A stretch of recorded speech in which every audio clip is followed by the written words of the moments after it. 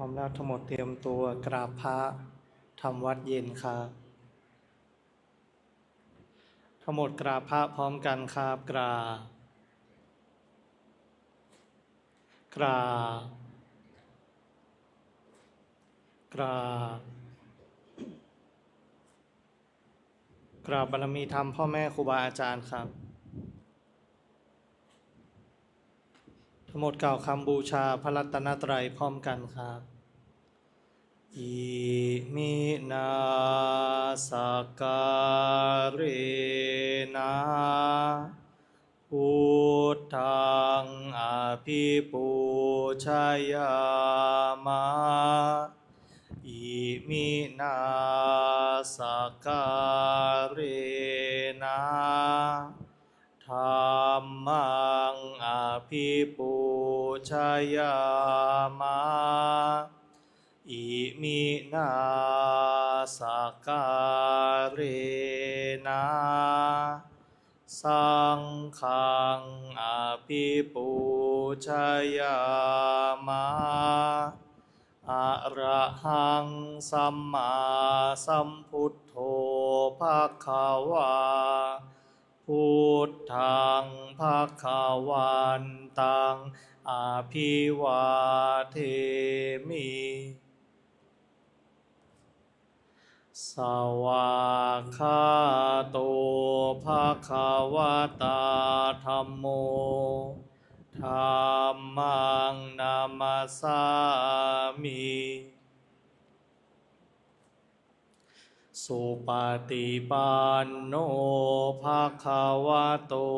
สาวกสังโฆสังฆังนะมามิ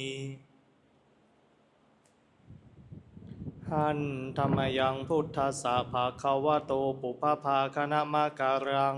กโรมะเสนะโมตัสสะภะคะวะโตอะระหะโตสัมมาสัมพุทธัสสะนะโมตัสสะภะคะวะโตอะระหะโตสัมมาสัมพุทธัสสะนะโมตัสสะภะคะวะโตอะระหะโตสัมมาสัมพุทธัสสะพุทธังสรณังคัจฉามิธัมมังสรณังคัจฉามิสังฆังสรณังคัจฉามิทุติยามปิพุทธังสรณังคัจฉามิทุติยามปิธัมมังสรณังคัจฉามิทุติยามปิสังฆังสรณังคัจฉามิตาติยามปิพุทธังสรณังคัจฉามิตาติยามปิธัมมังสรณังคัจฉามิตาติยามปิสังฆังสรณังคัจฉามิเปิดหนังสือไปหน้าที่12ครับ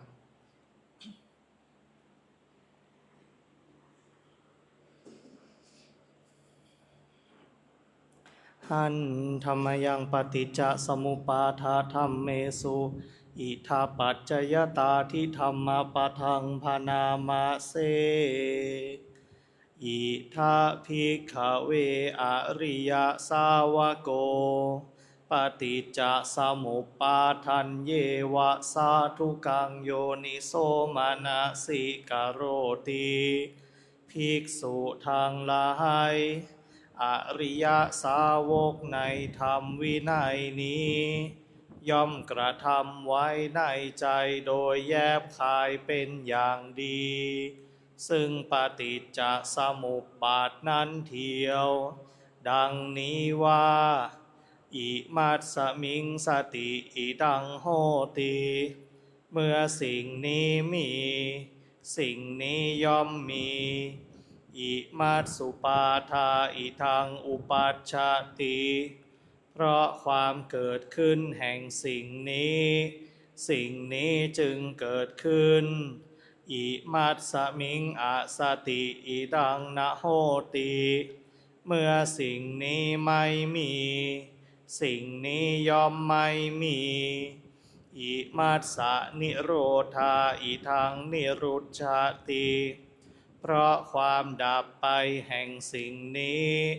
สิ่งนี้จึงดับไปยะทิทางได้แก่สิ่งเหล่านี้คือ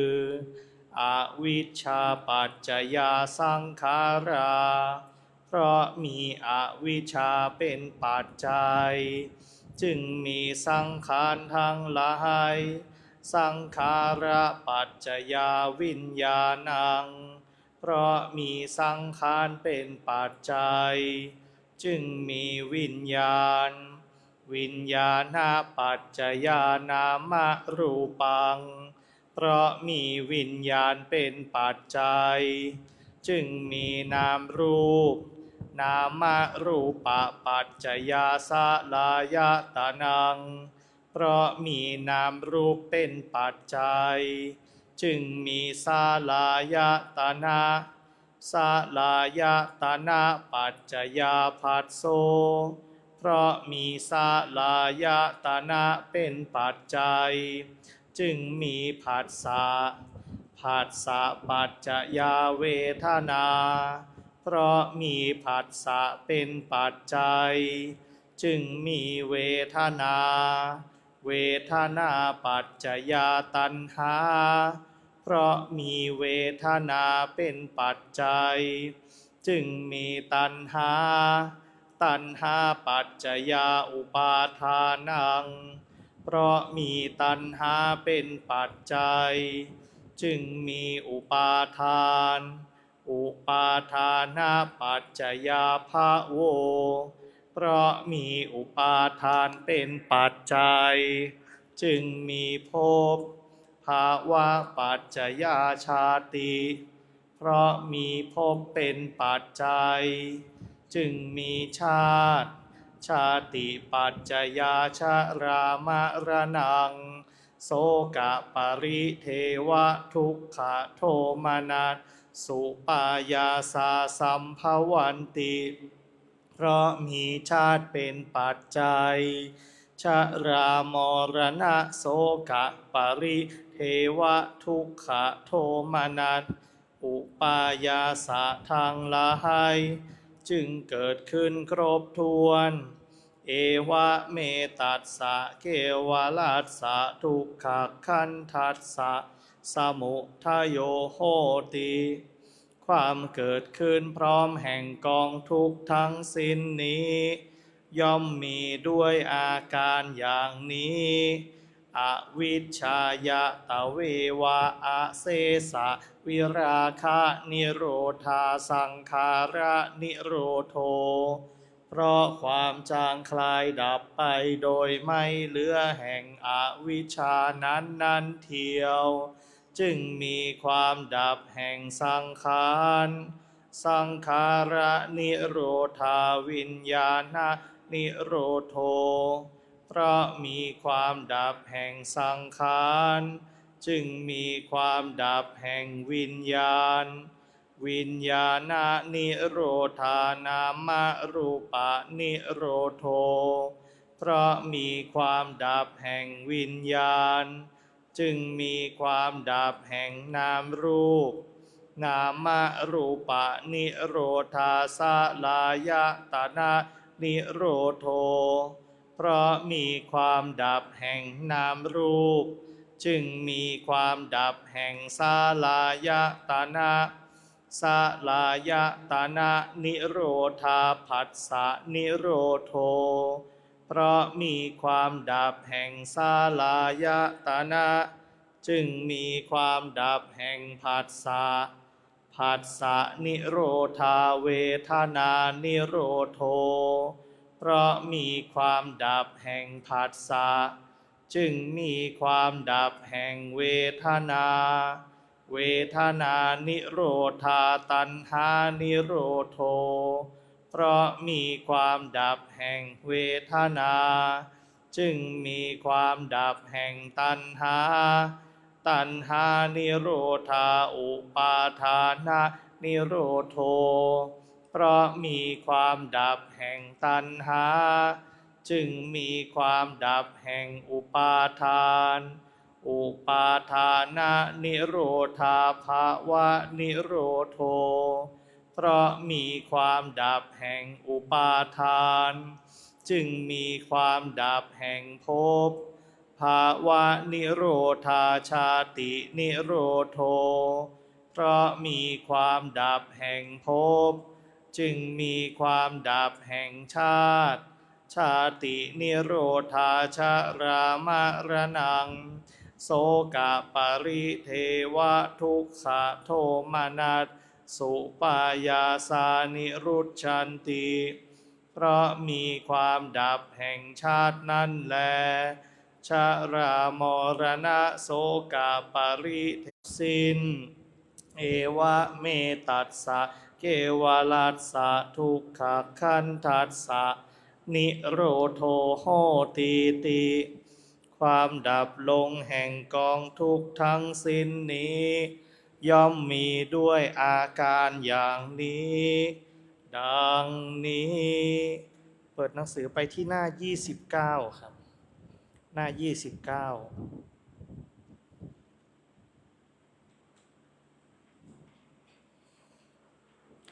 หันธรรมยังอาทิตะปริยายสุตะปะทังพนามะเสข้าพระเจ้าพระอานนทเถระได้สดับมาแล้วอย่างนี้ว่าสมัยหนึ่งพระผู้มีพระภาคเจ้าเสด็จประทับอยู่ที่ตำบลขยาสีสะใกล้แม่น้ำขยาพร้อมด้วยพระภิกษุ1,000 รูปในการนั้นแลพระผู้มีพระภาคเจ้าตรัสเตือนสติภิกษุเหล่านั้นให้ตั้งใจฟังพระภาษิตนี้ว่าดูก่อนภิกษุทั้งหลายสิ่งทั้งปวงเป็นของร้อนดูก่อนภิกษุทั้งหลายก็อะไรเล่าชื่อว่าสิ่งทั้งปวงเป็นของร้อนดูก่อนภิกษุทั้งหลายจักษุคือตาเป็นของร้อนรูปทั้งหลายเป็นของร้อนจักขุวิญญาณคือความรับรู้อารมณ์ทางตาเป็นของร้อนจักขุสัมผัสคือสัมผัสทางตาเป็นของร้อนเวทนาคือความรู้สึกเสวยอารมณ์นี้เกิดขึ้นเพราะอาศัยจักขุสัมผัสคือสัมผัสทางตาเป็นปัจจัยแม้อันใดเป็นสุขก็ดีเป็นทุกข์ก็ดีหรือไม่ใช่ทุกข์ไม่ใช่สุขก็ดีแม้อันนั้นก็เป็นของร้อนร้อนเพราะอะไรร้อนเพราะไฟคือราคะไฟคือโทสะไฟคือโมหะร้อนเพราะความเกิดความแก่และความตายร้อนเพราะความโศกความร่ำไรรำพันความไม่สบายกายความไม่สบายใจความคับแค้นใจทั้งหลายเราจึงกล่าวว่านี้เป็นของร้อนโสตะคือหูเป็นของร้อนเสียงทั้งหลายเป็นของร้อนโสตะวิญญาณคือความรู้อารมณ์ทางหูเป็นของร้อนโสตะสัมผัสคือสัมผัสทางหูเป็นของร้อนเวทนาคือความรู้สึกเสวยอารมณ์นี้เกิดขึ้นเพราะอาศัยโสตะสัมผัสคือสัมผัสทางหูเป็นปัจจัยแม้อันใดเป็นสุขก็ดีเป็นทุกข์ก็ดี หรือไม่ใช่ทุกข์ไม่ใช่สุขก็ดี แม้อันนั้นก็เป็นของร้อน ร้อนเพราะอะไร ร้อนเพราะไฟคือราคะ ไฟคือโทสะ ไฟคือโมหะ ร้อนเพราะความเกิด ความแก่และความตาย ร้อนเพราะความโศกความร่ำไรรำพัน ความไม่สบายกายความไม่สบายใจ ความคับแค้นใจทั้งหลาย เราจึงกล่าวว่านี้เป็นของร้อนคานะคือจมูกเป็นของร้อน กลิ่นทั้งหลายเป็นของร้อนคานะวิญญาณคือความรู้อารมณ์ทางจมูกเป็นของร้อนคานะสัมผัสคือสัมผัสทางจมูกเป็นของร้อนเวทนาคือความรู้สึกเสวยอารมณ์นี้เกิดขึ้นเพราะอาศัยคานะสัมผัสคือสัมผัสทางจมูกเป็นปัจจัยแม้อันใดเป็นสุขก็ดีเป็นทุกข์ก็ดีหรือไม่ใช่ทุกข์ไม่ใช่สุขก็ดีแม้อันนั้นก็เป็นของร้อนร้อนเพราะอะไรร้อนเพราะไฟคือราคะไฟคือโทสะไฟคือโมหะร้อนเพราะความเกิดความแก่และความตายร้อนเพราะความโศกความร่ำไรรำพัน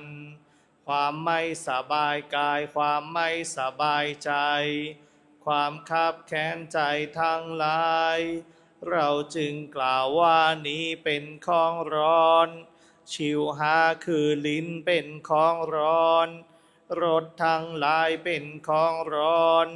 ชิวหาวิญญาณคือความรู้สึกเสวยอารมณ์ทางลิ้นเป็นของร้อนชิวหาสัมผัสคือสัมผัสทางลิ้นเป็นของร้อนเวทนาคือความรู้สึกเสวยอารมณ์นี้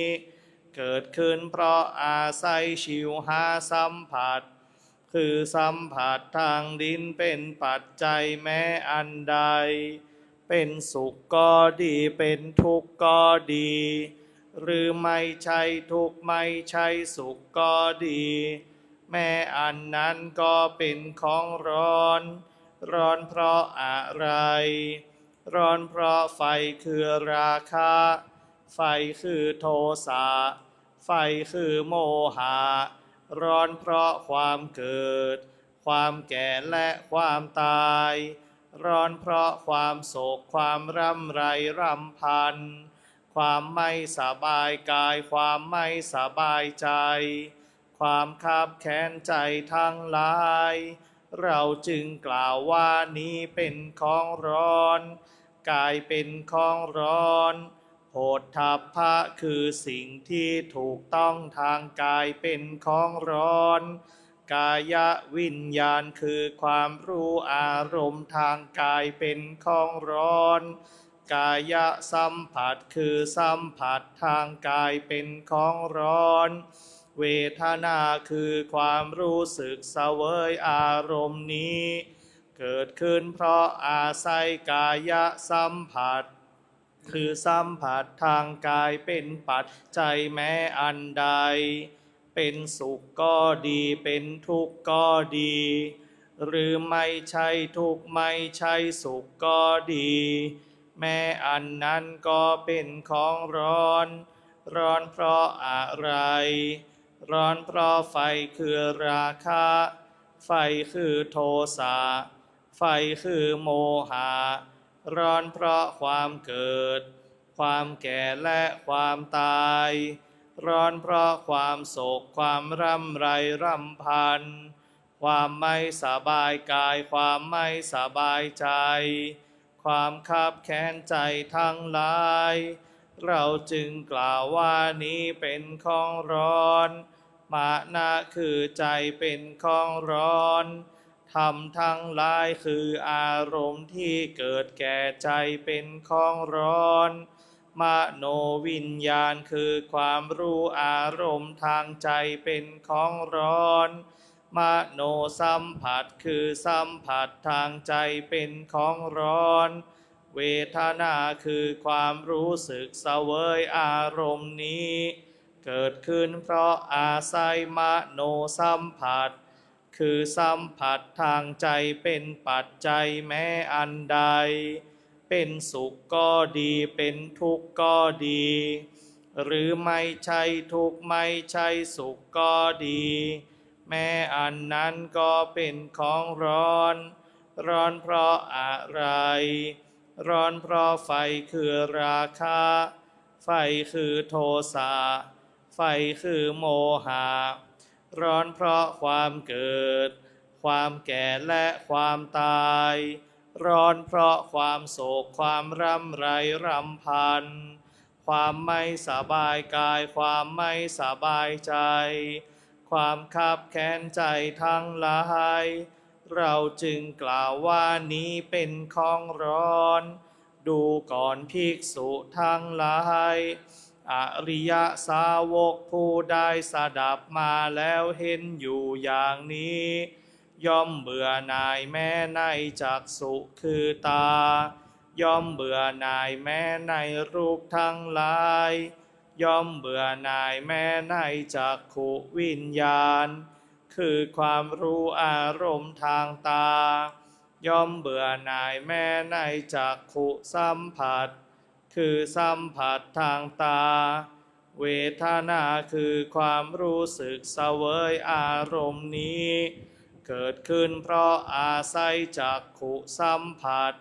คือสัมผัสทางตาเป็นปัจจัยแม้อันใดเป็นสุขก็ดีเป็นทุกข์ก็ดีหรือไม่ใช่ทุกข์ไม่ใช่สุขก็ดีย่อมเบื่อหน่ายแม้ในเวทนาคือความรู้สึกเสวยอารมณ์นั้นย่อมเบื่อหน่ายแม้ในโสตะคือหูย่อมเบื่อหน่ายแม้ในเสียงทั้งหลายย่อมเบื่อหน่ายแม้ในโสตะวิญญาณคือความรู้อารมณ์ทางหูย่อมเบื่อหน่ายแม้ในโสตะสัมผัสคือสัมผัสทางหูเวทนาคือความรู้สึกเสวยอารมณ์นี้เกิดขึ้นเพราะอาศัยโสตะสัมผัสคือสัมผัสทางหูเป็นปัจจัยแม้อันใดเป็นสุขก็ดีเป็นทุกข์ก็ดีหรือไม่ใช่ทุกข์ไม่ใช่สุขก็ดีย่อมเบื่อหน่ายแม้ในเวทนาคือความรู้สึกเสวยอารมณ์นั้นย่อมเบื่อหน่ายแม้ในคานะคือจมูกย่อมเบื่อหน่ายแม้ในกลิ่นทั้งหลายย่อมเบื่อหน่ายแม้ในคานะวิญญาณคือความรู้อารมณ์ทางจมูกย่อมเบื่อหน่ายแม้ในคานะสัมผัสคือสัมผัสทางจมูกเวทนาคือความรู้สึกเสวยอารมณ์นี้เกิดขึ้นเพราะอาศัยคานะสัมผัสคือสัมผัสทางจมูกเป็นปัจจัยแม้อันใดเป็นสุขก็ดีเป็นทุกข์ก็ดีหรือไม่ใช่ทุกข์ไม่ใช่สุขก็ดีย่อมเบื่อหน่ายแม้ในเวทนาคือความรู้สึกเสวยอารมณ์นั้นย่อมเบื่อหน่ายแม้ในชิวหาคือลิ้นย่อมเบื่อหน่ายแม้ในรสทั้งหลายย่อมเบื่อหน่ายแม้ในชิวหาวิญญาณคือความรู้อารมณ์ทางลิ้นย่อมเบื่อหน่ายแม้ในชิวหาสัมผัสคือสัมผัสทางลิ้นเวทนาคือความรู้สึกเสวยอารมณ์นี้เกิดขึ้นเพราะอาศัยชิวหาสัมผัสคือสัมผัสทางลิ้นเป็นปัจจัยแม้อันใดเป็นสุขก็ดีเป็นทุกข์ก็ดีหรือไม่ใช่ทุกข์ไม่ใช่สุขก็ดี ย่อมเบื่อหน่ายแม้ในเวทนาคือความรู้สึกเสวยอารมณ์นั้นย่อมเบื่อหน่ายแม้ในกายย่อมเบื่อหน่ายแม้ในโผฏฐัพพะคือสิ่งที่ถูกต้องทางกายทั้งหลายย่อมเบื่อหน่ายแม้ในกายวิญญาณคือความรู้อารมณ์ทางกายย่อมเบื่อหน่ายแม้ในกายสัมผัสคือสัมผัสทางกายเวทนาคือความรู้สึกเสวยอารมณ์นี้เกิดขึ้นเพราะอาศัยกายสัมผัสคือสัมผัสทางกายเป็นปัจจัยแม้อันใดเป็นสุขก็ดีเป็นทุกข์ก็ดีหรือไม่ใช่ทุกข์ไม่ใช่สุขก็ดีย่อมเบื่อหน่ายแม้ในเวทนาคือความรู้สึกเสวยอารมณ์นั้นย่อมเบื่อหน่ายแม้ในมานะคือใจย่อมเบื่อหน่ายแม้ในธรรมทั้งหลายย่อมเบื่อหน่ายแม้ในมโนวิญญาณคือความรู้อารมณ์ทางใจย่อมเบื่อหน่ายแม้ในมโนสัมผัสคือสัมผัสทางใจเวทนาคือความรู้สึกเสวยอารมณ์นี้เกิดขึ้นเพราะอาศัยมโนสัมผัสคือสัมผัสทางใจเป็นปัจจัยแม้อันใดเป็นสุขก็ดีเป็นทุกข์ก็ดีหรือไม่ใช่ทุกข์ไม่ใช่สุขก็ดีย่อมเบื่อหน่ายแม้ในเวทนาคือความรู้สึกเสวยอารมณ์นั้นเมื่อเบื่อหน่ายย่อมคลายกำหนัดเพราะคลายกำหนัดจึงหลุดพ้นเมื่อหลุดพ้นแล้วย่อมมีญาณอย่างรู้ว่าหลุดพ้นแล้วรู้ชัดว่าชาติสิ้นแล้วพรหมจรรย์อยู่จบแล้วกิจที่ควรทำได้ทำสำเร็จแล้วกิจอื่นเพื่อความเป็นอย่างนี้มิได้มีพระผู้มีพระภาคเจ้าได้ตรัสธรรมปริยายนี้แล้ว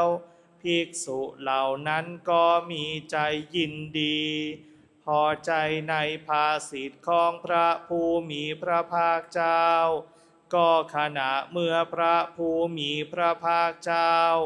กำลังตรัสเทศนาภาสิทธินี้อยู่จิตของพระภิกษุ1,000 รูปนั้นก็พ้นแล้วจากอาสวะทั้งหลายเพราะไม่ยึดมั่นถือมั่นด้วยอุปาทานดังนี้แลสำหรับการสวดมนต์สาธยายธรรมในช่วงเย็นเอาไว้แต่เพียงเท่านี้นะครับลำดับต่อไปเราก็จะได้นั่งสมาธิภาวนาก่อนที่เราจะทำการนั่งสมาธิภาวนาให้เราผ่อนคลายอิริยาบถกันก่อน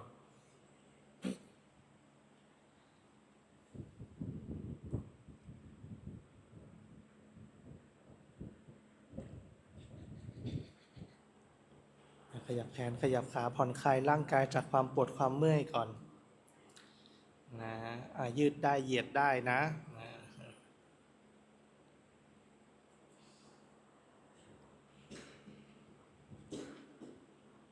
ยืดได้เหยียดได้แต่จริงๆการภาวนาเนี่ยมันไม่มีอะไรมากหรอกนะมันก็คือการดูนั่นแหละนะเป็นการดูเป็นการพิจารณาเห็นไหมพิจารณาก็คือดูนั่นแหละในทางปฏิบัติก็คือดูนะอย่างเช่นเราสะสมอินทรีย์นะสติสมาธิปัญญาเนี่ยนะสติสมาธิปัญญาสติคือความระลึกความรู้ตัวสมาธิคือความตั้งมั่นปัญญาคือการรู้เห็นตามความเป็นจริงเราต้องระลึกรู้ตัวคือดูที่กายดูที่ใจนี้นะระลึกรู้ตัวคือดูที่กายดูที่ใจตั้งมั่นก็คือเป็นผู้รู้ผู้ดูนะไม่หลงนะไม่เข้าไปหาหรือไม่ผลักออกนะมีอาการดูอยู่เฉยๆนั่นแหละนะตั้งมั่นเป็นกลางนะแล้วเดี๋ยวจะเห็นตามความเป็นจริงอันนั้นก็คือเห็นปัญญาจากนั้นให้เรานั่งขัดสมาธิคูบัลลังก์ตั้งกายตรงดำรงสติไว้เฉพาะหน้า ให้เราอธิษฐานรับพระกรรมฐานพร้อมกันครับอิมังกัมมัฏฐานังอธิษฐามิอิมังภาวนานังอธิษฐามิให้เรานั่งอยู่ในท่าทางที่ถนัดท่าทางที่ถนัดท่าทางที่สบายรู้สึกสบายตัวถนัดควรแก่การงานก็คือควรแก่การเจริญสติแต่ละคนนั่งท่าต่างกันจริตต่างกันฉะนั้นไม่มีผิดไม่มีถูกสำคัญที่สุดคือรู้ตัวอะไรจะเกิดอะไรจะไม่เกิดอะไรจะมีอะไรจะไม่มีเนี่ยไม่ได้สำคัญที่รู้การปฏิบัติที่แท้จริงคือสำคัญที่รู้พระพุทธเจ้าเตือนสติอยู่ตลอดเวลาดูก่อนภิกษุทั้งหลายดูการะภิกษุทั้งหลายคือเรียกสติก่อนเป็นการเรียกสติก่อนที่จะพิจารณาก่อนที่จะฟังพอฟังเสร็จแล้วเป็นยังไงฟังเสร็จแล้วต้องกระทำไว้ในใจโยนิโสระลึกตามปัญหาของผู้ปฏิบัติธรรมอีกรูปแบบหนึ่งก็คืออะไรจริงๆทุกคนเคยสัมผัสสภาวะธรรมมาหมดแล้วเคยเห็นแล้วแต่ยังไม่รู้เคยเห็นแล้วเคยรู้สึกถึงแล้วเคยสัมผัสอาการได้แต่ยังไม่รู้จักว่าอาการที่สัมผัสนั้นเป็นอาการอะไรแต่พอเราฟังธรรมปุ๊บเราก็เทียบละพอฟังธรรมเริ่มอะไรเริ่มรู้ละจากอาการแรกคือเห็นก่อนสัมผัสมาแล้วพอมาเปรียบเทียบกับธรรมะเริ่มรู้ละเห็นไหมแต่ที่นี้รู้ในที่นี้เราเป็นรู้ประสบการณ์ของผู้อื่นเป็นรู้ประสบการณ์ของผู้อื่นแม้เราจะเคยเห็นมาแล้วเคยผ่านมาแล้วบางครั้งเราก็ระลึกได้ว่าอาการนี้เราก็เป็นอาการนี้เราก็เป็นเขาพูดถึงสมาธิเนี่ยอาการรู้ลมหายใจตั้งมั่นลมหายใจดับไปเราก็เคยเป็นนี่เห็นไหมเราก็จะไปเหมารวมเอาอย่างเงี้ยเห็นไหมส่วนใหญ่แล้วผู้ปฏิบัติธรรมจะเหมารวมว่าเนี่ยรู้เห็นแล้วแต่จริงๆการรู้เห็นอย่างนั้นมันยังไม่เป็นปัจจุบันยังไม่เป็นปัญญาจริงอยู่เราเคยเห็นเคยสัมผัสเคยรับรู้อาการเหล่านั้นมาแล้วแต่เราไม่รู้จักชื่อมันไม่รู้จักเหตุของมันพอมาได้ยินได้ฟังเรารู้ชื่อแล้วเรารู้เหตุของมันแล้วเรารู้ความหมายของมันแล้วแต่ทีนี้ที่ปัญญายังไม่เกิดการเห็นตามความเป็นจริงยังไม่เกิดเพราะเรารู้โดยอาศัยประสบการณ์ของผู้อื่นเช่นเราอาศัยประสบการณ์ของพระพุทธเจ้าอยู่เห็นไหมพระพุทธเจ้าบอกอย่างนี้อย่างนี้อย่างนี้เราก็ระลึกเราก็รู้ตามเห็นไหมเนี่ยเราอาศัยประสบการณ์ของพระพุทธเจ้าอยู่อันนี้แหละเรียกว่าความรู้เฉยๆคือความรู้คือประสบการณ์ที่ถ่ายทอดบอกต่อกันมาเป็นทอดเป็นความรู้จริงๆแล้วคือประสบการณ์ของผู้อื่นที่สืบต่อกันมาแต่ปัญญานั้นจะต้องมาจากความเข้าใจปัญญามาจากความเข้าใจปัญญาคือการรู้เห็นตามความเป็นจริงต้องรู้เห็นตามความเป็นจริงในขณะเดียวกันรู้ด้วยเห็นด้วยเห็นด้วยรู้ด้วยในขณะเดียวกันคือในขณะนั้นขณะหนึ่งจริงๆขณะที่รู้เห็นน่ะคือขณะที่เป็นปัจจุบันนั่นแหละเช่นเรารู้ลมหายใจเข้ารู้ลมหายใจออกเนี่ยอันเนี้ยลมหายใจเข้ารู้สึกได้เลยเห็นไหมมันไม่ต้องมีอะไรมาอธิบายเพิ่มเติมมันจะเกิดความเข้าใจได้ด้วยตัวเองว่านี่หายใจอันนี้เคี้ยวอันนี้กลืนอย่างเงี้ยอันนี้คือรู้ตามความเป็นจริงรู้ในปัจจุบันขณะเลยเราถึงสามารถอธิบายได้เราถึงสามารถอธิบายสามารถพูดสามารถยกตัวอย่างเทียบเคียงอาการเหล่านั้นได้แต่ในทางธรรมะเห็นไหมเรายังบางครั้งที่เราอธิบายยังไม่ได้เพราะรู้แต่ไม่เห็นเห็นแต่ไม่รู้มันยังไม่รู้เห็นโดยพร้อมเพรียงกันยังไม่รู้เห็นในความเป็นจริงในปัจจุบันฉะนั้นไม่ได้ผิดไม่ได้แปลกแต่ให้เราดูให้เราเข้าใจว่าอาการมันเป็นอย่างนี้อาการมันเป็นอย่างนี้ฉะนั้นประสบการณ์แม้เราจะเอามาตีรวมเป็นปัญญาไม่ได้มันเป็นความรู้ก่อนเป็นความรู้เกิดก่อนความเข้าใจย่อมมาทีหลังฉะนั้นให้เรามีสติก่อนมีความระลึกมีความรู้ตัวก่อน มีสมาธิก็คือมีความตั้งมั่นเป็นผู้รู้ผู้ดูเป็นกลางก่อน แล้วปัญญาถึงจะเกิดเห็นไหมอยู่ดีๆจะทำให้เกิดปัญญาไม่ได้นะแค่คิดเอาเป็นปัญญาไม่ได้นะแค่คิดเอาเป็นปัญญาไม่ได้นะฉะนั้นธรรมะนะต้องศึกษาไปตามลำดับนะต้องศึกษาไปตามลำดับสติสมาธิปัญญาแต่ถ้าในการเจริญมรรคเรารักษาศีลเพื่อให้เกิดความปกติเพื่อให้กายเพื่อให้ใจเพื่อให้จิตมันไม่ฟุ้งซ่านเวลามันผิดปกตินะจิตจะฟุ้งซ่านศีลศีละเนี่ยความปกติเมื่อเรามีความปกติทางกายทางใจแล้วไม่ฟุ้งซ่านละเห็นไหมมันจะไม่มีความลังเลสงสัยมันจะไม่มีความฟุ้งซ่านรำคาญใจนะอุทธัจจะกุกกุจจะไม่มีมันจะไม่มีความรู้สึกว่ารู้อย่างนี้ทำดีกว่ารู้อย่างนี้ไม่ทำดีกว่าเนี่ยอาการเหล่านี้จะไม่มีนั่นแหละถึงความสงบได้ง่ายถึงความสงบได้ง่ายความสงบก็เป็นของจิตอีกต่างหากเห็นไหมสมาธินี่เกิดขึ้นได้กับจิตทุกดวงแต่สติเกิดขึ้นได้กับจิตที่เป็นกุศลเห็นไหมฉะนั้นเราต้องใฝ่ในกุศลเห็นไหมต้องมีสติด้วยมีสมาธิจึงจะเกิดปัญญาได้ฉะนั้นให้เราค่อยๆระลึกค่อยๆรู้ตัวนะเพ่งก็ให้รู้นะเผลอก็ให้รู้นะให้เราดูอาการของมันนะอาการที่เพ่งอาการที่เผลอนะอาการที่รู้และอาการที่เพลินนะเห็นไหมเกาะลมหายใจไว้นี่แหละลมหายใจเนี่ยอันนี้เพ่งเฉพาะละนะใช้ให้เราดูอาการของมันนะให้พิจารณาของมันเหมือนเวลาเราจะแก้ไขปัญหาเนี่ยเราจะแก้ทุกข์เนี่ยทุกข์มันเป็นปลายเหตุแล้วทุกข์มันเป็นผลละเราถึงต้องย้อนกลับมาดูเหตุนะอะไรเป็นเหตุที่ทำให้เราทุกข์อะไรเป็นเหตุที่ทำให้เราทุกข์อะไรเป็นเหตุที่ทำให้เราสุขนะให้เราค่อยๆพิจารณานะดูไปเรื่อยๆเดี๋ยวความเข้าใจมันจะเกิด